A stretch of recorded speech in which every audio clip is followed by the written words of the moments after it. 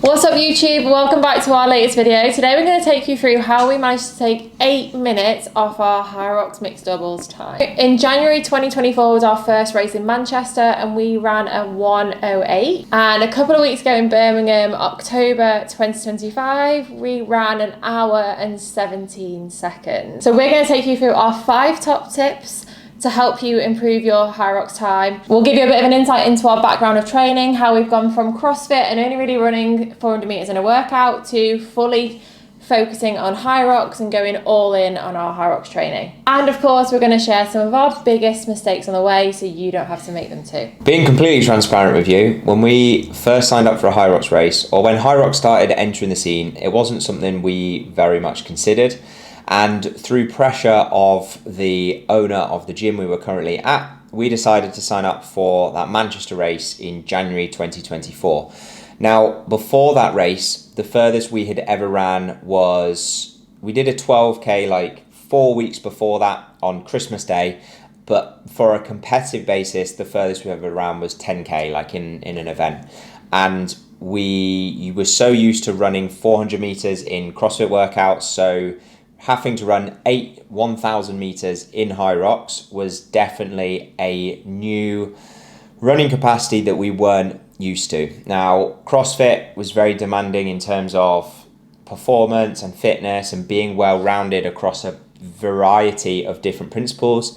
However, a 20-minute AMRAP with a mix of a barbell, gymnastics, and some body weight, or an erg, is very, very different to then a 60 to 90 minute workout with a high volume of running included as well, which we thought our CrossFit fitness would carry us through. And certainly from a certain extent, like our first race going and doing 1:08, like it was still something we can be proud of. However, we definitely still expected to do better than that on the day. And our training each week only really involved running in that HYROX workout. We weren't really running in and around that outside of the session. It was a bit sporadic, or when and where we felt like going on a run. So now we want to take you into our mistakes that we made for our first race. Like Alex said, we very much focused on our CrossFit training and thought that one HYROX session a week would take us through.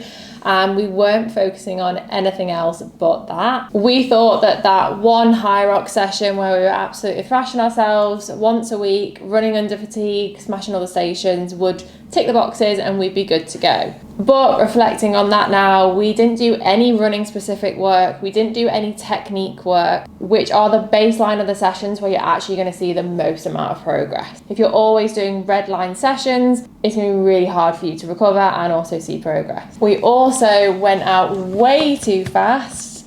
What position on the ski did we finish? First. Out of like 1,000 pairs or however many are in a mixed doubles competition, we won the ski erg in our age category, which from a CrossFit standpoint is amazing. Strategy went out the window. We had an idea of who was going to start and finish the stations, and we didn't follow that didn't work. Any of that after the ski erg. So getting into our top 5 tips that we recommend you follow, and these are all things that we have proven over the last 18 months that it works, and things that we apply for all of our clients who are absolutely smashing their race days as well. Tip number 1 is that you need to be doing individual run sessions, not just in a HYROX workout.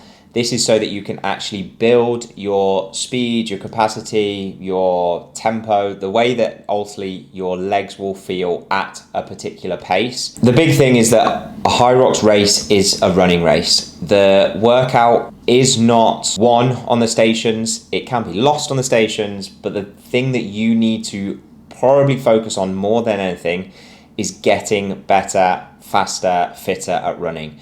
So you need to be able to handle that time duration under a running fatigue. Now, obviously, you might think, and this is what we thought at the very start, is it's 8K. So if I can handle 8K, that's fine. But it's not necessarily about the 8K. It's more so about the time that your body is working for. So if your estimated race time is an hour and 20 minutes, but you only ever do a run that's 8K that might take you 50 minutes, you're not tapping into that last half an hour of race, of feeling, of fatigue that you need to make sure you actually handle it in the best way. So therefore, going on long runs where you're not taking your heart rate to oblivion, but you're just focusing on basically working under that time domain so that you know how it feels. And then you're going to use your shorter interval runs to push you outside of that comfort zone, improve that speed, so you can basically combine those two together and then find the middle ground on race day. Tip number 2 is all about pacing. You really need to know how to pace your first run, but ultimately pace the whole event. So we really recommend doing a sim or a run through as close to as you can for the race, so you can get an idea of what your comfortable running pace is, how long it roughly takes you to do each station, so you can hold yourself accountable. And something we now do on every single race with our smartwatches, with our Garmin's, is track our runs and track our station times. So when we're racing, we can roughly see, are we on track for our run pace? How long did that take us? Do we need to push a little bit harder? And without having that data from doing a sim or getting a feel of what the actual race feels like, you're going into the race blind. So having that practice run beforehand is going to massively set you up for that. Tip number 3 is to train and dial in your technique for the stations, not just under fatigue. So you shouldn't only be doing these stations after doing a 1,000-meter run when you're tired. Just the same as you go and do those speed sessions to get faster at running, you need to do station sessions so that you're able to actually work on bettering your technique. Little things like making sure you're hinging properly on a ski erg, you're not using too much arms, you're not squatting too much, working on the sleds, like pushing your shoulders into the position, maybe even going lower or higher, finding what actually feels more comfortable and that you can actually be more efficient on in the moment. On the sled pull, making sure you're actually squatting and pulling rather than just ripping it with your arms, dependent on the weight. If you can do the grip and rip, then I would recommend it for speed, probably in a doubles, but if you're doing singles, probably a different story so that you're calming your heart rate down. Various technique on the burpees with stepping up, kneeing up, if you can jump, but again, it's finding how your body feels doing certain techniques so that you know in that moment when you get to it on the race, you're prepared to deal with it in the best way. Tip number 4 is play to your strengths. Now in a doubles race, we went into our first one thinking that we have to just split all the stations 50-50,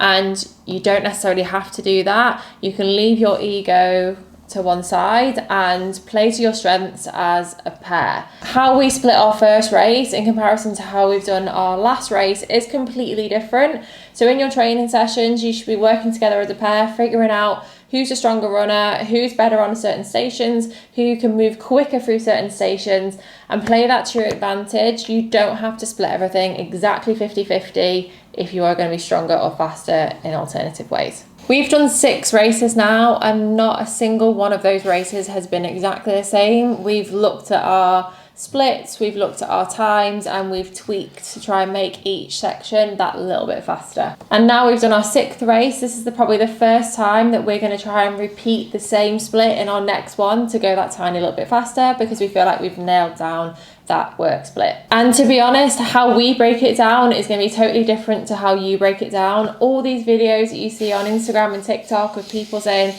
this was our HYROX mixed doubles race and here's how we broke it down to get a sub 60 or whatever time, it's irrelevant because they're not you. So you need to be aware of what your strengths are, what your weaknesses are, and how you can play to your best. And last one, tip number 5, is that you only need to be doing one threshold. So this is therefore a pretty hard, intense session once per week. That means that you have plenty time through the rest of the week to recover, to do all those things that we've already mentioned about working on speed, working on technique, improving your capacity and fitness without always feeling like you're burning yourself out because you're pushing too hard and then you actually have no energy by the end of the week. This isn't to say that you never enter a zone 4, zone 5 throughout the entire week. It's more so that's just one high roxy conditioning sim session is absolutely plenty, where you're not operating at full